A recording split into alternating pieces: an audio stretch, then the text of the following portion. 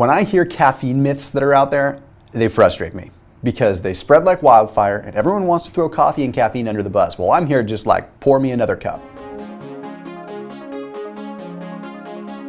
Let's dive right in. I've got 4 of the most common caffeine myths, and kind of coffee myths, but really combination coffee, caffeine in general. The first one is coffee dehydrates you. Yes, there was a study that was published in the Journal of Pharmaceutical and Experimental Therapeutics that found that when people ingested caffeine, they had 50% more urine output. For some reason, that study got blown way out of proportion and everyone started thinking, caffeine is going to dehydrate me. If I have that cup of coffee, I need to make sure I follow it up with a bunch of water. Now, let me say, yes, you should follow it up with water. You should follow everything up with water. Drink lots of water. But that caffeine is not necessarily the problem. You see, what happens when you consume caffeine is it ultimately, long story short, draws a lot more blood to the kidneys, which trigger the kidneys to produce more urine output. Well, you can only draw so much blood to the kidneys. Okay, it's not going to trigger this huge diuretic effect like everyone thinks it is. It's not some crazy compound like that. There was another study that took a look at comparing a moderate amount of caffeine at like 269 milligrams compared to a high amount of caffeine at 537 milligrams. Now, the 537 milligram dose of caffeine did trigger a mild short-term diuretic effect. Okay, first of all, it was short-term. But that's a lot of caffeine. The 200 plus milligram serving of caffeine did not trigger any diuretic effect. As a matter of fact, it was actually hydrating. So what is going on here? Well, the simple fact of the matter is that you're consuming coffee.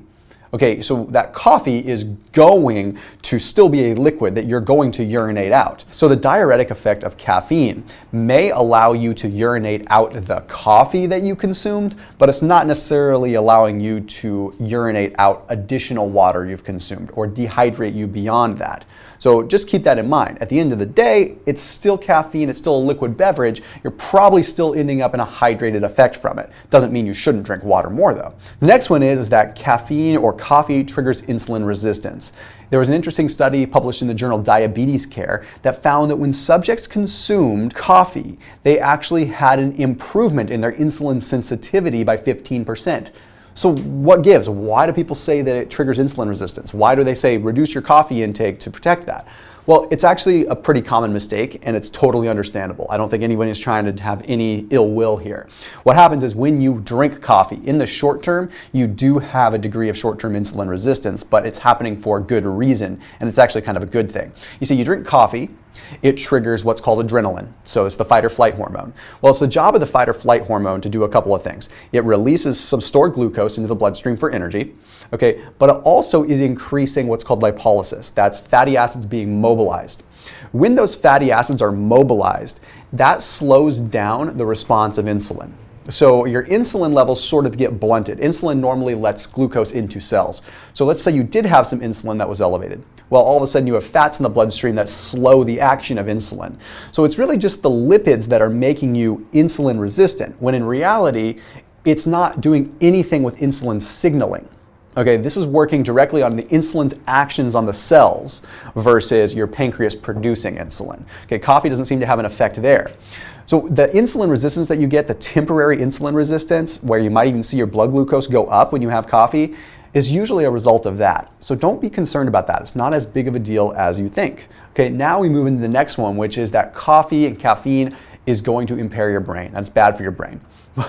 This is funny because quite honestly, it's the opposite. I attribute a lot of the forward movement I've been able to make with my mind and my brain towards strategic use of caffeine. As far as neurotransmitters are concerned, coffee is going to be an adenosine antagonist. That means that it is kind of pooling up energy for the brain to use, which is going to increase what's called acetylcholine. Now, acetylcholine is a neurotransmitter that we need for proper brain function.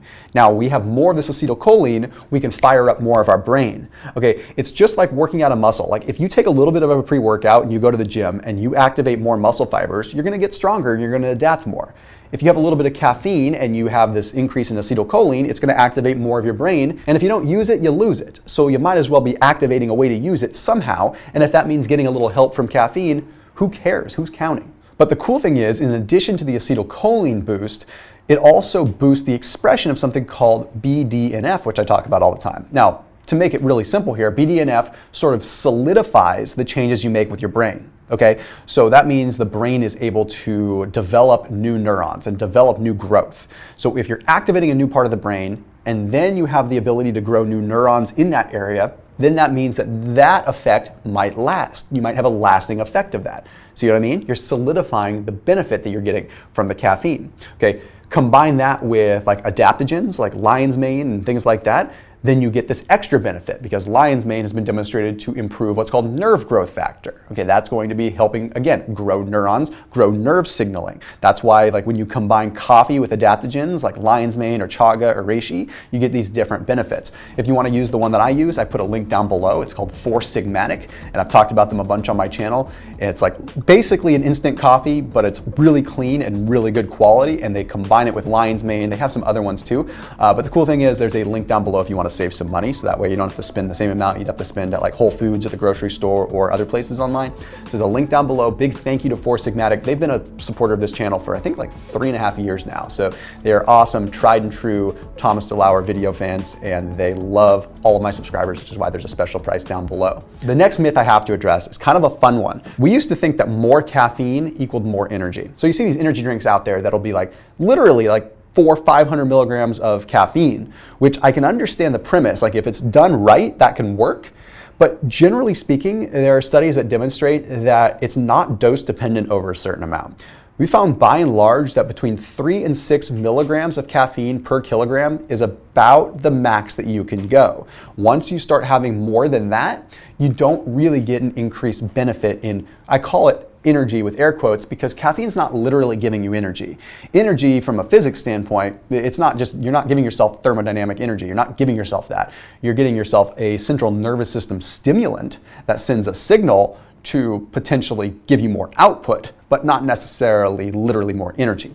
So you can only stimulate the nervous system so much. Okay, if you stimulate the nervous system so much, you might get the shakes, but you're not literally getting more energy. So the benefit of, again, more energy stops at a certain point in time.